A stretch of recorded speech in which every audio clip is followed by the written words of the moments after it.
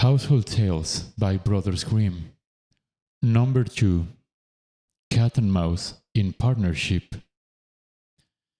A certain cat had made the acquaintance of a mouse, and had said so much to her about the great love and friendship she felt for her, that at length the mouse agreed that they should live and keep house together. "But we must make a provision for winter, or else we shall suffer from hunger," said the cat. "And you, little mouse, cannot venture everywhere, or you will be caught in a trap some day." The good advice was followed, and the pot of fat was boxed, but they did not know where to put it. At length, after much consideration, the cat said, "I know no place where it will be better stored up than in the church, for no one dares take anything away from there. We will set it beneath the altar and not touch it until we are really in need of it."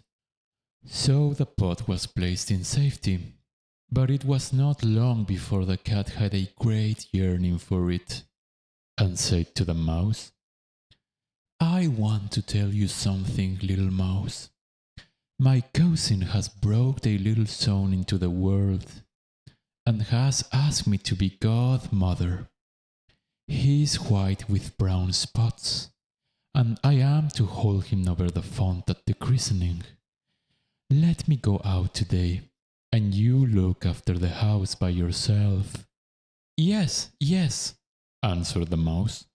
"By all means go, and if you get anything very good, think of me. I should like a drop of sweet red christening wine too." All this, however, wasn't true. The cat had no cousin, and had not been asked to be godmother. She went straight to the church, stole to the pot of fat, began to lick at it, and licked the top of the fat off. Then she took a walk upon the roofs of the town, looked out for opportunities, and then stretched herself in the sun, and licked her lips whenever she thought of the pot of fat. And not until it was evening did she return home. "Well, here you are again," said the mouse. "No doubt you have had a merry day." "All went off well," answered the cat. "What name did they give the child?" "Top off," said the cat, quite coolly. "Top off?" cried the mouse. "That is a very odd and uncommon name. Is it a usual one in your family?" "What does it signify?" said the cat. "It is no worse than crumb stealer, as your godchildren are called." Before long, the cat was seized by another fit of longing. She said to the mouse, "You must do me a favor, and once more manage the house for a day alone. I am again asked to be godmother, and as the child has a white ring round its neck, I cannot refuse." The good mouse consented, but the cat crept behind the town walls to the church, and devoured half the pot of fat. "Nothing ever seems so good as what one keeps to oneself," said she, and was quite satisfied with her day's work. When she went home, the mouse inquired, "And what was this child christened?" "Half done," answered the cat. "Half done? What are you saying? I never heard that name in my life. I'll wager anything it is not in the calendar." The cat's mouth soon began to water for some more licking. "All good things go in threes," said she. "I am asked to stand godmother again. The child is quite black, only it has white paws, but with that exception It has not a single white hair on its whole body. This only happens once every few years. You will let me go, won't you? Top off, half done, answered the mouse. They are such odd names, they make me very thoughtful. You sit at home, said the cat, in your dark grey fur coat and long tail, and are filled with fancies. That's because you do not go out in the daytime. During the cat's absence, the mouse cleaned the house and put it in order. But the greedy cat entirely emptied the pot of fat. When everything is eaten up, one has some peace, said she to herself, and well filled and fat, she did not return home till night.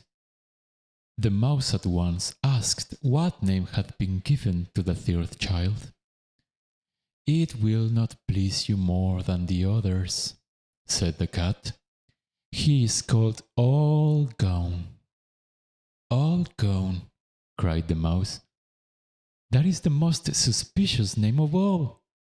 I have never seen it in print. All Gone. What can that mean? And she shook her head, curled herself up, and lay down to sleep. From this time forth, no one invited the cat to be godmother, but when the winter had come and there was no longer anything to be found outside, the mouse thought of their provision and said, "Come, cat, we will go to our pot of fat, which we have stored up for ourselves. We shall enjoy that." "Yes," answered the cat, "you will enjoy it as much as you would enjoy sticking that dainty tongue of yours out of the window." They set out on their way, but when they arrived, the pot of fat certainly was still in its place, but it was empty. "Alas," said the mouse, "now I see what has happened. Now it comes to light. You are a true friend. You have devoured all when you were standing godmother, first top off, then half down, then will you hold your tongue?" cried the cat. "One word more, and I will lead you to All Gone," was already on the poor mouse's lips. Scarcely had she spoken it before the cat sprang on her, seized her, and swallowed her down. Verily, that is the way of the world. End of number 2. Cat and Mouse in Partnership.